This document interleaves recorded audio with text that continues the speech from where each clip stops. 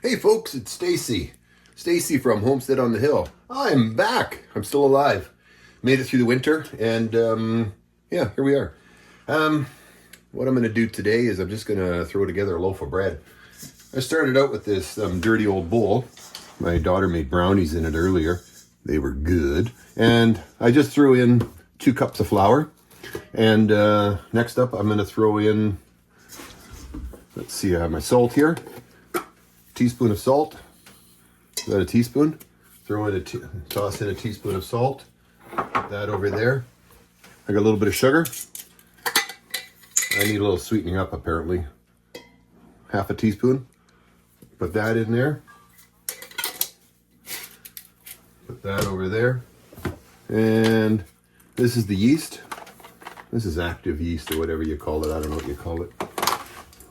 I don't want to get it in my hands, so I'm going to add a half teaspoon of that.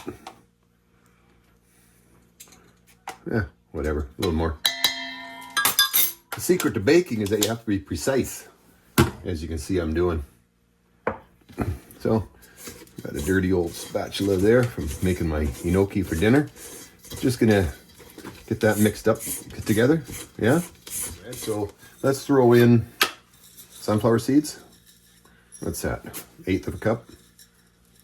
1/8 of a cup? I don't know, that's a 1/4 cup. Give them the old mix. Precision. Baking is science. You need to be precise. Measure accurately.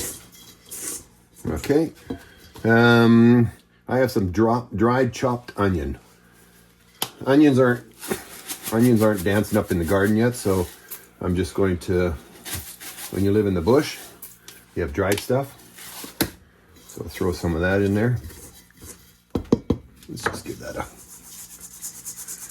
So what was that? Was that 3 tablespoons I added there? Like I said, precision. Spin the bowl. Turn this, lift. You want to put air into it. You don't want to pack it down. Okay. I got 3/4 cup of water. I might have used that to measure something else, motor oil or something like that earlier. You getting this, kid? Mm-hmm. Okay. You see that? See the way that's coming together?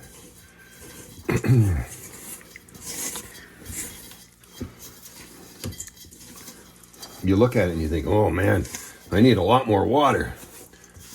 Or it looks dry or too wet. You say, oh, I need a lot more flour. Patience, my young grasshopper, patience. See, look at that, it's starting to come together. I don't like getting in my hands in it too soon because it gets all sticky all over my hands. So it's a little bit dry, so now I can get my hand in there. Just give it a little push down. You want to work it, stretch the gluten in the... See, I got it so that it's pretty much bonded together. I'm gonna pull up this last little bit. This is, like you can see here, this is some of the sunflower seeds and whatnot. So let's just open that up. And this is my favorite part. See what I'm doing? I'm lifting, turning, slapping down. You don't have to be as violent. Ball of dough. 2 cups of flour, a teaspoon of salt, a teaspoon of sugar, half teaspoon of yeast, and then whatever else you want to throw in. If you want to throw in some sunflower seeds, go ahead. You want to throw in, and don't throw in too much because it has to lift it, right? And I threw in some dried onions. There we go. Stretch and fold done. I'm gonna leave that overnight now. It's getting nice and silkier. Just give it a little blanket to go to sleep. Good night, little dough ball. Good morning, folks.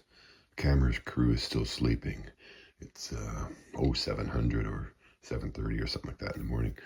So I'm gonna pull the ball of dough out of the oven. So,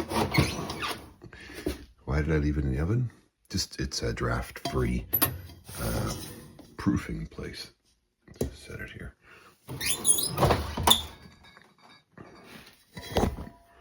There it is.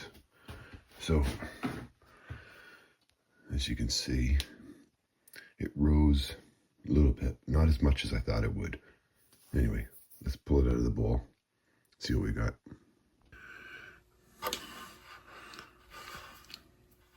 I don't know if you can see this or not, but I've got that cutting board sitting on top of this silicone muffin pan because I want to raise this up so you can see it. I have washed my hands, so I got the ball of dough here, and look at all that. There we go. First things first, drop the camera.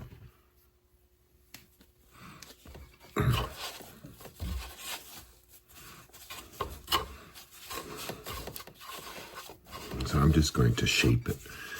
There's very little air in this ball. Let's see what happens here. So I'm just going to, I just took a piece of parchment paper, got it damp. Leave it in there like that. So I'm gonna let it rise here and then put it into the oven. I'll show you what I do. I bake it inside this loaf pan because I like the loaf shaped bread now and then, but I bake it inside of a cast iron Dutch oven. So I'll show you that in a few minutes. I'll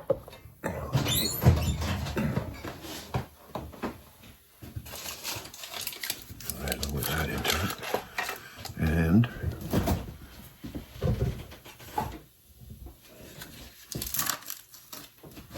this creates a steamy bath for it. It's supposed to melt slower than get the lid on it really quickly so then it steams, make a nice soft crust on it. Get it back in the oven.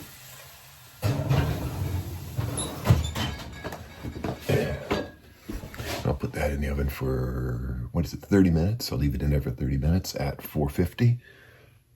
Yes, it's at 450. And then I'll pull it out, take the lid off, and let it bake for another 20 minutes at 350. Let's see what it does. I'm just going to, this is what you do, have to get creative.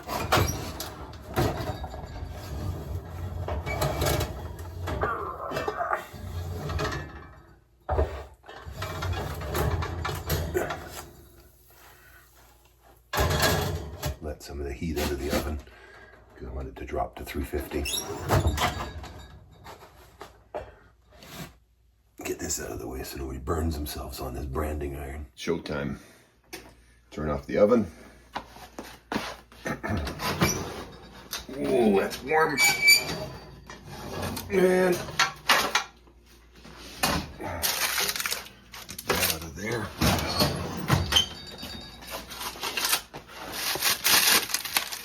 There it is.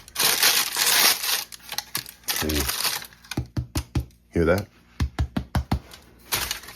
That's the sound you want. I don't know, just how do you describe that? Just a boom, boom, boom, boom, boom. I just let it rest for a little bit and then can slice it up in a minute. So I'm gonna put it over here on the cooling rack. Let's the air underneath it.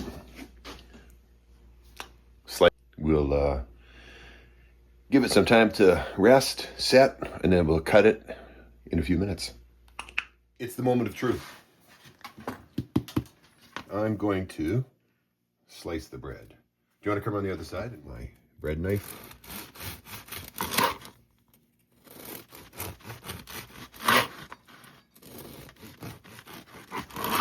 There we go. So you can see the inside, seeds. Nice. It looks denser than it actually is. That's a win. Make great toast. I'm liking it. That's it for my return to Homestead on the Hill. Take care of each other, and we'll see you sooner than last time. Bye for now.